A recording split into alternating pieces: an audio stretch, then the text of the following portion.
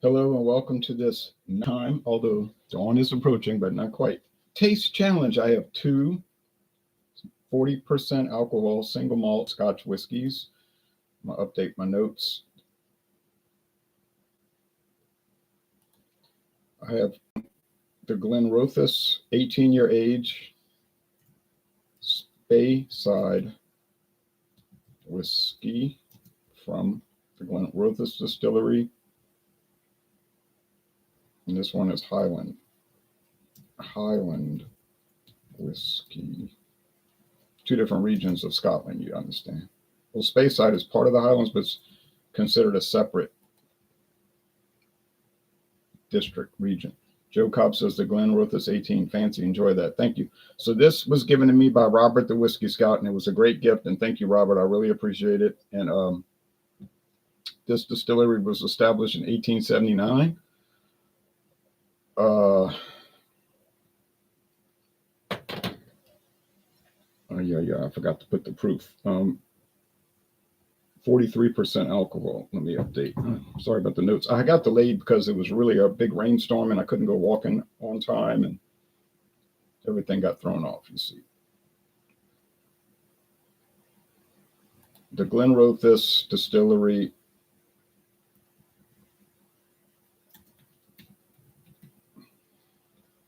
founded in 1879.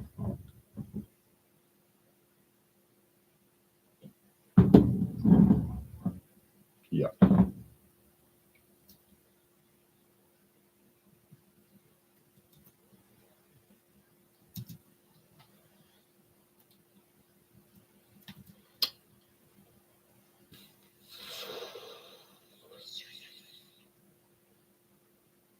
%, 43% alcohol. Let's fix it. Well, almost ready. 43% alcohol.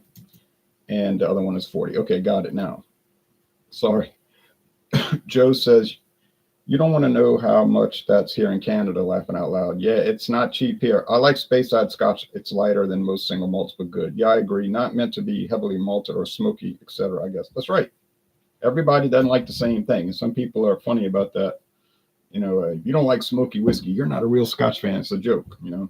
It's ridiculous to say that. Some people only drink Speyside single malt because that's what they like. Now you can see the label got kind of deteriorated from age, and I think silverfish, those little bugs biting on it, they like to eat paper.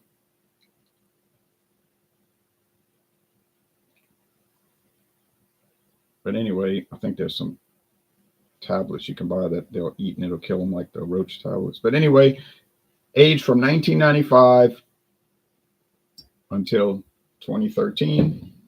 There's no website listing for it because Glenrothes just stuff all the time. It's bottled or handled by a company called Berry Brothers and Rudd, who is an independent bottler type company. They just they handle people's brands. In other words, just like J&B Scotch Company, J&B Justery and Brooks does a lot of wine too, not just Scotch. I shouldn't say that. But when I was in England, I went to England twice, on the way out, on the way back, on the way to Gibraltar, on the way back from Gibraltar. And I had a layover of almost a whole day. So I was able to walk around London. I figured, well, I'm here. This works out perfect because I can go look around, even though it's 32 degrees and it's freezing me and I only have a windbreaker. But I knew that J&B was on St. James Street, and I wasn't planning to go down that street. I just was looking at the city map and it said go this way. So I was like, oh, look, J&B, but it was closed. It was already dark when I got there, and they only open during the day. So I could kind of look through the glass. This has real cork. I was looking through the glass and you could see that they had displays of their brands and, of course, J&B Scotch, famous brand, and all of that. Then I went down the street a little bit south toward the river. I didn't go to the river. It was too cold. I wanted to see all the, the London Bridge and all, but I was like, oh man, my feet are killing me because of freezing, not walking. But then they had Berry Brothers and Rudd right on the corner. And it was closed also. And it's the same thing. You could see displays inside and all of that. But they had an event center before you got to the corner. Had two very attractive young women with a clipboard, and they were letting people in. And I was talking to them. I said, "Y'all have an event center?" "Yeah, we do these. People rent it, and they have like catered food or whatever convention center." But it was, small, but it was. We have these kind of things in New Orleans that every city does, but that's what they do. They were wearing real nice outfits, and you had to be on the list, obviously. But it was interesting to see that. And I said, "Y'all have a liquor company, huh?" "Oh, yes." But they said, "But we're not really involved with that part of it." They knew about it, of course, but they didn't. They just worked the events. Okay, fine. So I did at least get to see it, and the palace, Buckingham Palace, where I wanted to see. These are both amber, so the appearance won't matter. The ABV might matter, but it's not much. 43% versus 40. This is Trader Joe's Highland single malt Scotch whiskey. Don't know when it was introduced. I know Trader Joe's was founded in 1967. It's aged in ex-bourbon barrels and it's finished in rum casks. No age statement. We know it's at least 3 years old, but we don't know how old. All right. So the Buckingham Palace was huge. More like an office building, really, than a palace, that people live in. Although they do have living quarters, definitely. But it was all dark, closed. Didn't look like anybody was there. Well, obviously, they were. The big fence around it. But it's right in front of a big boulevard or avenue with a traffic circle. There's traffic whizzing around. So just across the street to look at the palace was kind of dangerous. You had to wait for the lights. And these cars are flying, Plus, they're going in the left lane, which was confusing to me. I kept thinking I was going to get run over because I kept getting backwards on where the traffic was coming from. So that was crazy. But I was out there thinking it might seem closed, but I guarantee you there's cameras on you and you're being watched. And there's guards. You just don't see them. You try something silly, you're going to have a problem, a big problem. And I went to that St. James Park, which I got lost in that park. I was walking around. I was like, this is not the right way. And then people said, no, the palace is up there. Then you can see the lights. Then I walked to this other park called Green something Park. Green. There was a lot of people walking around at night. I was trying to get back to the subway, the underground, the metro, to go to the hotel. I had to walk a mile from the station there to the hotel. But anyway, it was, I was cold and it wasn't too enjoyable, but the walking around was enjoyable, you see. And it's probably like New York City. It's open all night. And every bar was packed with people overflow into the streets. Young, 20s, early 30s, smoking, all out in the street smoking. That's why they couldn't go inside, that. But they were all drinking and those British ales and maybe Carling lager, talking and after work, because it was a work night, Thursday night, I think, Wednesday night. So it was like a little taste of London. I didn't go into any restaurants. It was getting late. And I went to the hotel, which was very nice. And it was called Ibis, which I think is a type of bird, Ibis Hotel. But when I got my bill, it said Howard Johnson, Holiday Inn. So it said Ibis Hotel, but when my credit card bill, that came online, I checked the email and it said Holiday Inn. I said, okay, well, I guess that means that's who owns it. But very nice hotel. But I did buy beer, and it was Polish beer. Go to England and buy Polish beer, right? Kind of funny, but I did. Because it was a store up the block from the hotel called Asiatic Superstore. Convenience store, but they had food and things. I bought a sandwich, red cheese and tuna sandwich. Well, to me, it was like pimento cheese, but they call it red cheese. And it was good. And then they had Budweiser 5%. Which was shocking. I thought Budweiser was like 4.6 in England, but these cans clearly said 5%, and they were pint cans, not 500 milliliter pint, 6-pack, like you get here at the store, Walmart. But somebody was telling me online, they said that's probably imported Budweiser from Europe or something like that you can get. but it really wasn't upcharged. I mean, even the prices at the store was normal. There was a regular price, like a 500 milliliter Polish 9% beer for the morning time, right? It was only like $1.97 or 1.97 pounds, as they call it, two something for our money. We ought to try it. What the heck? And the sandwich also wasn't high. But it's the same old thing. You had to wait till 8 o'clock for it to open, for them to sell beer, which I got there right before 8. So I think they actually sold it a few minutes before 8. But I mean, that store was full of like all kind of noodles I never seen and vegetables from Asia. You know what I'm saying? You get these international markets here. And my daughter said, you ought to shop at those more. I said, I don't know what I'm looking at.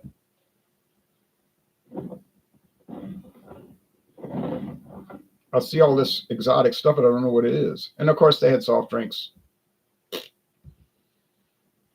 candy, chocolate bars, potato chips, or they call them crisps over there, and all of those typical things.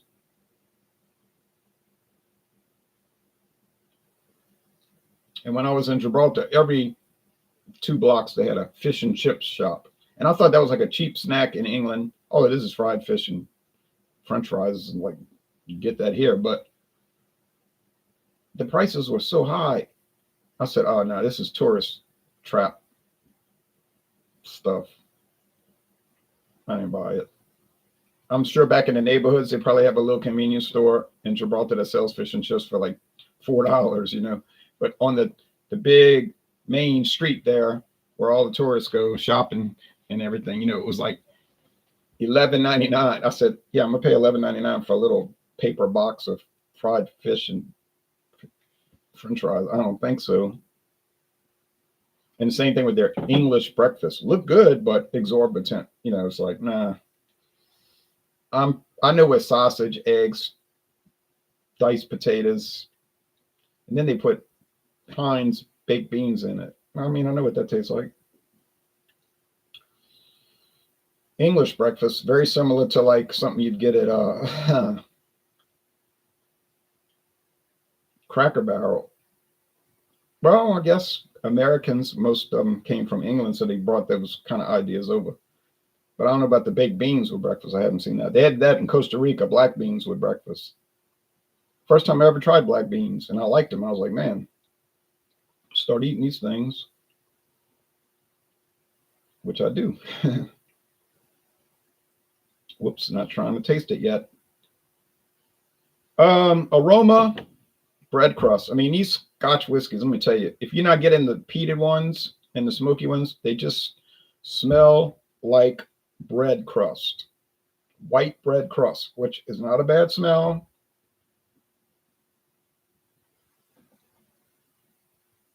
Aroma, same. So I'm having trouble on a, as they call it, nosing. Now let me nose it. Whiskey snobs don't say I'm going to smell it. They say I'm going to nose it. Got to use right terminology. You'll get cast out. I think I'm already cast out. All right. Yeah, I think I'm picking up that little odd caramel, golden raisin, and rum-filled candy smell. It's really strange. Taste time. Now, Robert did say he found this on a discount, which I didn't take offense to that. Somebody gives me a gift and they got it on discount. Why would I care? So he got it for like $35 instead of $70. And some stores will do that. They'll just half price because they're trying to get rid of it because maybe it wasn't moving. They're tired of wiping dust off of it. And you can catch Walmart on those super sales. They have liquor, not beer. I don't ever see them do that with beer. But liquor, they'll just go, you know, $18 bottle, boom, they'll sell it for $9 just to get it off the shelf. Winn-Dixie's got that going right now. A whole section of all kind of liquor for half price. Says it on the sign, 50% off. I don't need any more liquor, so I didn't buy it. But they had Black Velvet. I know y'all have heard of Black Velvet Canadian whiskey, right? You're familiar with that. It's a very famous brand. Big bottles, the huge handles, the big bottles for $11, even 11 plus tax. I said, or maybe $11.99. You can't buy a regular bottle of Black Velvet probably for that price. That's when you got to catch the sales. But I've had Black Velvet. I got a bottle in the cabinet still left, so I don't need it. But it's tempting. And Walmart got that bourbon cream from Ezra Brooks for doggone $9.50. That's more than 50% off, because when they first put it on the shelves, it was way over 30. It was like $32. Ain't nobody was buying it for 32. Then they dropped it to 25. A few people bought it. Now they just say, man, forget this stuff. $9.50. It's a great product. Does it rival Buffalo Trace bourbon cream? Certainly does. Certainly does. This that I'm tasting here in my left hand is so heavily oaked. It tastes like oak. Bread crust, yes. Oak mostly. So, I mean, it's infused. It is so heavily oaked. It's like you drinking liquid oak. And that's got to be the Glenrothes, because there ain't no way that is Trader Joe's, because it did not have that oaky flavor.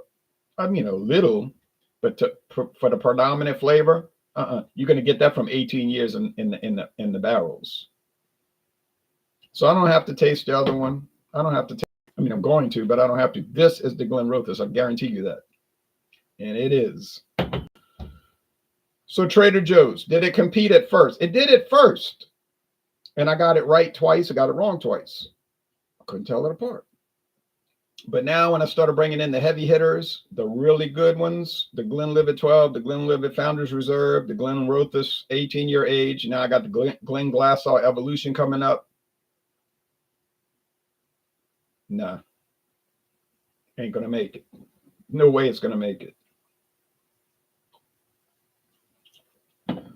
There's that weird flavor. I don't mind golden raisin. I don't mind chocolate rum filled candies like my grandma used to buy. It's fine, but they even have some Werther's original caramel candy with this caramel. My friend David just smelled it and he didn't want to try it. I said, you don't want to try it? No, it smells like cheap ass whiskey. That's what he said. Crude terminology, but I said, well, it is cheap. It was $17.99. No, I don't want to try that. You don't have anything? He said, don't you have anything good? He said, I always see you do these good videos, but then I don't see it when it's tasting time, which I didn't agree with that. I said, well, I got this Vida Puebla mezcal. That's good. Oh yeah, he wanted to try that because he bought one of the other ones. And he was like, yeah, this is good liquor, not that flim-flam stuff you like to buy when you get it on a deal. Yeah, I do agree that that's accurate. I do get those things on a deal, and I mean, hey, nobody made me buy the Trader Joe's. I got 3 of them, 3 single malt, $17.99 each. Bourbon cast finish, the current rum cast finish, and the upcoming next year sherry cast finish. God willing, I'll plan to do that one. Then I'm out of single malt, no more, until I buy the Glenfiddich, which has to be done because that's one of your top 2-3 brands in the world, and it's a sickening thing to go through these and I don't do Glenfiddich. I mean, give me a break. That needs to be done. It would be like doing a whiskey channel, but you never did Jack Daniels. It's like, why you never did that? I don't know. I didn't get around to it, but it's a whiskey channel. Okay.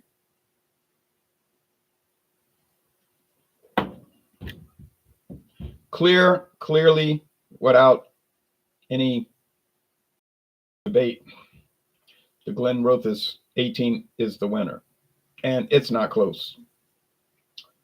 Does it live up to the $70 bottle? You say, well, I found it for 58. Yeah, you might, yeah, it does.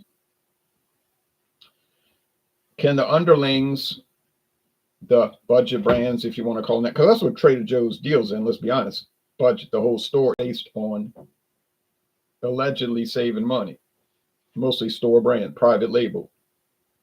Just like Aldi, who owns Trader Joe's, same concept. That's why they bought Trader Joe's, because they realized it was an American company. who had either copied their concept or just happened to have it. So there wasn't much transitioning from Trader Joe's being sold to Aldi in 1979 because it's the same concept. No, those kind of brands typically are not going to compete. Some of the beers, yes, most no. Some yes, most no. I know in England they got a whole different lineup. They got Aldi beers left and right, Aldi liquor left and right. Here we only get the beer and wine. But they're all trying to mimic off of an established brand. Patriot Reserve playing off of Boston Lager. Close competitor from recollection. I didn't do blind taste test. Then they sell actual brands, not a store brand like Werner's Gruner, a German brewery, Eastern Germany, been around since the 1400s. But they have a contract with them that they're only going to sell it at Aldi. And they keep the price low. May not make much money off of it. $5.99 a 4-pack pint, 500 milliliter can, sorry. Imperial pints, as they call it. Now, you're not going to find a better price on German Pilsner than that $5.99 for those 4 half-liter cans. Not going to happen. Is it good? Is it as good as the other European Pilsners? When you taste it, it seems to be. I did blind taste test, though, and it lost every time, though. Just honestly, I did that, and it never won. Maybe once. I don't think so. So the answer there is buy it, enjoy it, and don't taste challenge it. Wink, wink, nudge, nudge, say no more. I wish they would bring back the bottles. They used to have 6-pack bottles. Then when the scamdemic came, they changed it to cans. Don't know why that happened.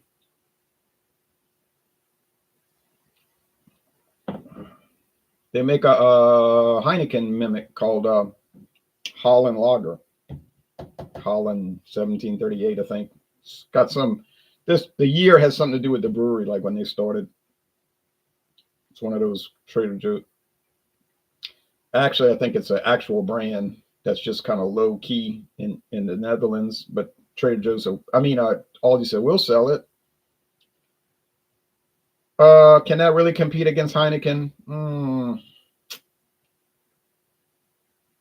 I doubt it, but you said, but I want to save a little money, man. I'm tired of paying all this money for Heineken. All right. But you're getting cheated on the bottles. The bottles are only 11.2 ounces, whereas Heineken, they sell theirs at 12 ounce. And I've had people try to lecture me on that. Well, in Europe, that's the standard size, so get over it.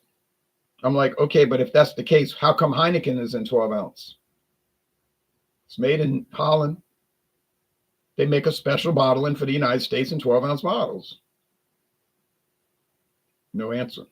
How come Spaten and Spaten Optimator and Spaten Oktoberfest beer, Irmartzen? Why that's in 12 ounce bottles? It's from Europe. It's from Germany. No answer. Now, I know it works both ways because they'll do Stella Artois made in New York State for the last 20 or 15 years in the United States. Good stuff. They do it according to the European way. But they sneaky. They put it in 11.2 ounce bottles. It's made in America because they're trying to, you know what they're trying to do? Shave off the 0.8 of an ounce on each bottle. But you're paying premium, actually above premium prices for Stella Artois. I like it. It's good. They did a good job with it. But I think Beck's also contracted here in the United States. Well, it's the same company, InBev, so it's not contracted. But I think those are in 12 ounce. I'd have to double check. So, and then Sol, S-O-L, Sol, coming from Mexico. Look at them, 11.2 ounce bottles. Ha, ha, ha, ha, ha, ha. All the other Mexican beers, 12 ounce.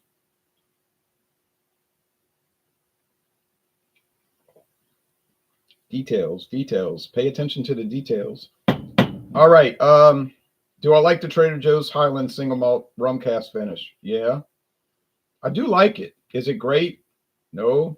Is it sort of good? Yeah. Give it a 8.3 out of 10. You say, well, that's 17 points missing. I know. That's why it's $17.99. But it's still good. And just solid good. 8.3. It's not arguably good like an 80.